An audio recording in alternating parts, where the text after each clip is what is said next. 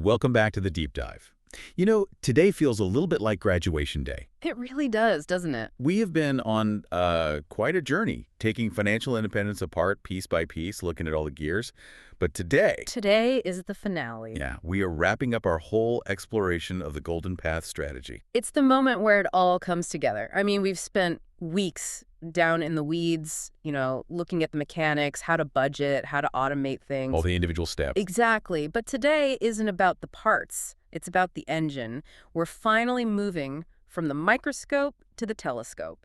Which is so necessary. Because, let's be honest, focusing on just one gear doesn't make the car go anywhere. But before we jump into that big picture, we have to frame where this all comes from. Absolutely. Credit where it's due. We are analyzing the 3 stages, 13 steps to financial independence, developed by Tamir Kaham. Tamir is the originator and architect of this entire strategy.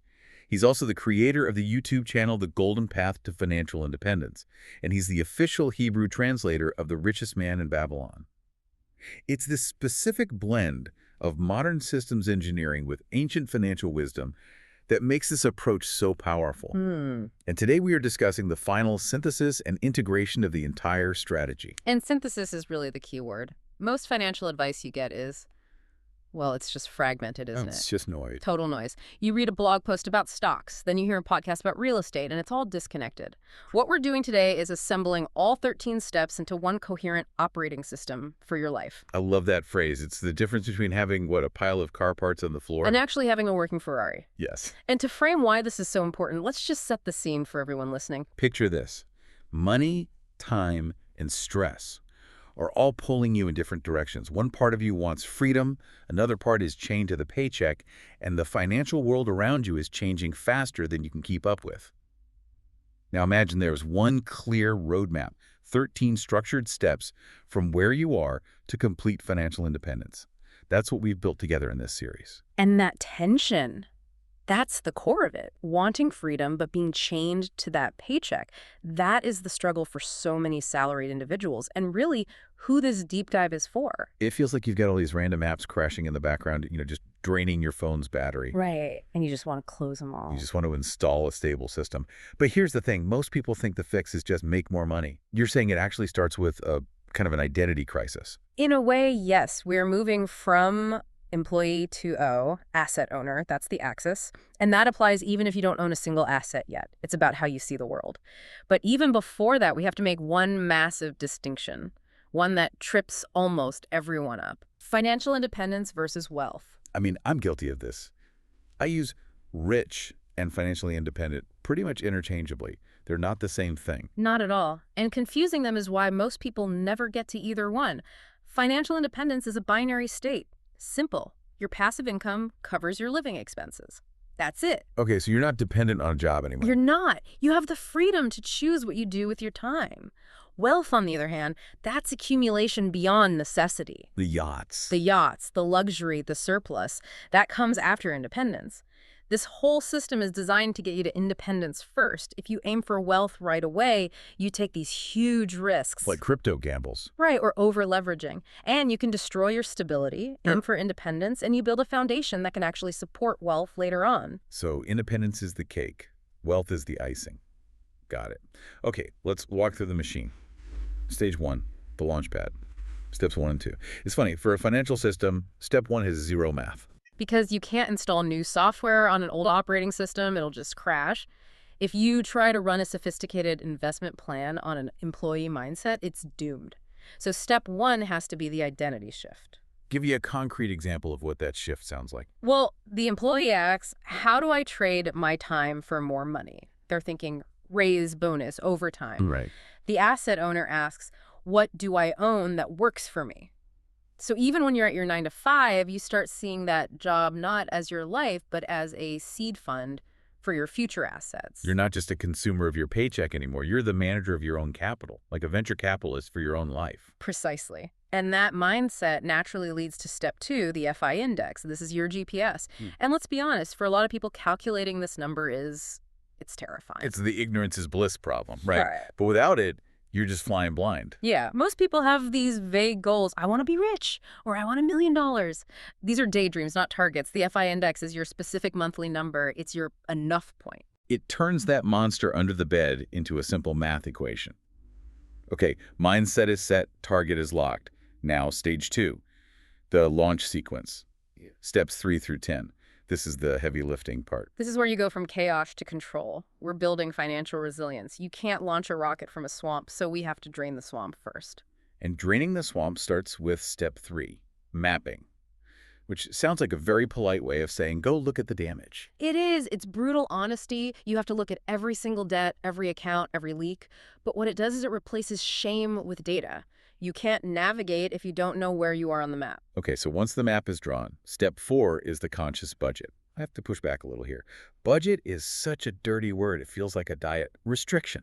And we have to completely reframe that. A budget isn't a restriction, it's a command center. It's you telling your money where to go instead of wondering where it all went. I like that. If you're an asset owner, the budget is your business plan. It reflects your values. It's permission to spend, not a ban on it. Command center. That's much better branding. It sounds empowering. And that control lets us hit step 5, cash flow stabilization. You have to stop the bleed. You can't build anything if you're constantly in overdraft or your expenses are all over the place. Step 5 is about stabilizing the ship so it's not taking on water. Okay, ship is stable. Now we build the defense. Steps 6 and 7. Step 6 is the saving habit. And you always emphasize habit over amount. Why? Does saving $5 really matter? Biologically, yes. It's about building the muscle. It doesn't matter if it's $50 or $5,000. You are physically teaching your brain and your bank account that income minus savings equals expenses, not the other way around. You're paying your future self first. You are. It's training for when the numbers get bigger. Which brings us to step 7, the emergency fund, the firewall. This one is so critical. Absolutely. This money is not for investing. It is not for getting returns. It is purely for safety. It's what prevents a crisis, a blown engine, a medical bill from throwing you right back into debt and wrecking all your progress. It keeps the drawbridge up. Okay, so we're stable, we have the habit, we have a firewall, now we optimize. Steps 8, 9, and 10. Step 8 is debt management. Taking off the heavy backpack. Right. Specifically, bad debt. Consumer debt, the kind of debt that just enslaves your future work to pay for things you already bought. Yeah. We have to systematically get rid of that friction. And then step 9, automation. You call this firing your willpower. I love that. Because willpower is a finite resource. You get tired, you get emotional, life gets busy. If your whole financial plan depends on you remembering to make a transfer every single month, it's going to fail eventually. So you just automate it. You turn good decisions into systems.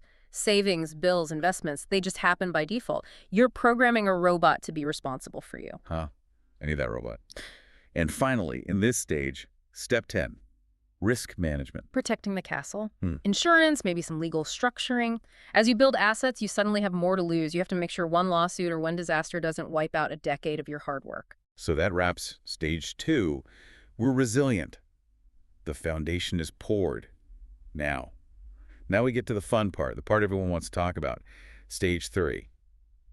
Achieving orbit. Growth and financial freedom. This is where we finally switch from defense to offense. We've built the launch pad, we've stabilized the rocket, now we get to light the engines. Step 11. The first income-producing asset. This feels like a huge psychological barrier to cross. It is massive. And listen, it doesn't matter if that asset brings in $10 a month or $1,000. What matters is the proof of concept. Right. It proves that money can actually show up in your bank account without you trading an hour of your life for it. It makes that asset owner identity we talked about in step 1 real. It's the first time you see the machine actually working on its own. It's like magic, but it's engineering. Yeah. And once you break that seal, you move to step 12. Multiple income streams. Diversification. In engineering, you always avoid a single point of failure.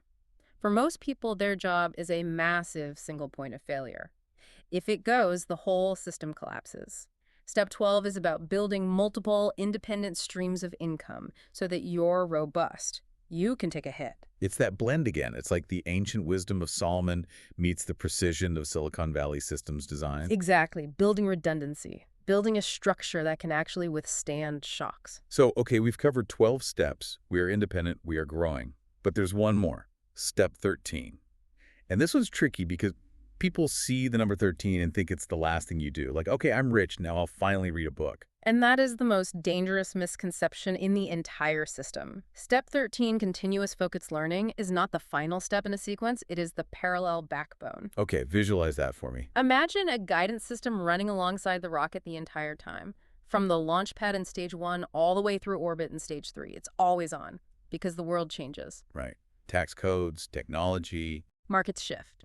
And without that update feature of continuous learning, what we call the ODA loop, observe, orient, decide, act, your whole system will become obsolete. It reminds me of the creator's story. Tamir didn't start this in his 20s. No, he started at age 45. And the prerequisite for all of his action was learning. He studied, he understood the systems, then he built them. If you stop learning, the entropy of the world will eventually just degrade your financial independence. It's the difference between running in the dark and running with the lights on. Step 13 is keeping the lights on. Perfectly put. If you aren't upgrading your knowledge, you are downgrading your wealth. Wow. So we've built this incredible machine. From the psychological software of stage 1, through the resilient hardware of stage 2, to the high-performance engine of stage 3, and all of it guided by the backbone of step 13. It really is a complete operating system. It is. And what I think is so powerful about it is that it solves the problem of randomness. It takes the chaos of your financial life and it imposes a logical, sequential structure. It's not about getting lucky, it's about execution. But, and there's always a but, just knowing the system isn't enough. I'm sure we have listeners nodding along right now feeling smarter, but maybe also a little overwhelmed. Analysis paralysis is a real thing. It is the enemy of progress. You can stare at the map all day, but if you don't actually start the car, you're not going anywhere. We do have to wrap up, but first, we need to do the necessary housekeeping, because this is serious. They're very important. This content is strictly educational. It is not personalized financial advice. There are no guarantees of results. Success depends on your execution. You are responsible for consulting qualified professionals, accountants, advisors, or lawyers before making any decisions. That is critical. You are the asset owner. You have to own the decisions. So here is our challenge to you listening right now. We don't want you to just binge this series and then move on. We want you to execute. Pick one concrete action this week. Just one. Don't try to build the whole skyscraper by Friday. Maybe you just map your finances, that's step 3. Or you finally automate one bill, step 9. Or just sit down and calculate your FI index, step 2. Yes, anything. Move from being a passive listener to an active asset owner. Take that one step. Momentum is everything. Once you start moving, it's so much easier to keep going. If you want to dive deeper into any of these steps, please go back and listen to the individual episodes. And for the visual learners, you really have to see the charts and breakdowns. Yeah, the visuals are incredibly helpful, especially for the mapping steps. You can find all of that on the YouTube channel. The channel name is The Golden Path to Financial Independence. And the handle is easy to find. The handle is at Tamir Goldpath. That's at Tamir Goldpath. Or honestly, just search The Golden Path to Financial Independence. Well, it has been a real privilege walking through this entire system. It really has. We hope this roadmap serves you well. Now go build your independence. 2025, Tamir Kaham. All rights reserved. The Golden Path and the Golden Path to FI are trademarks of Tamir Kaham.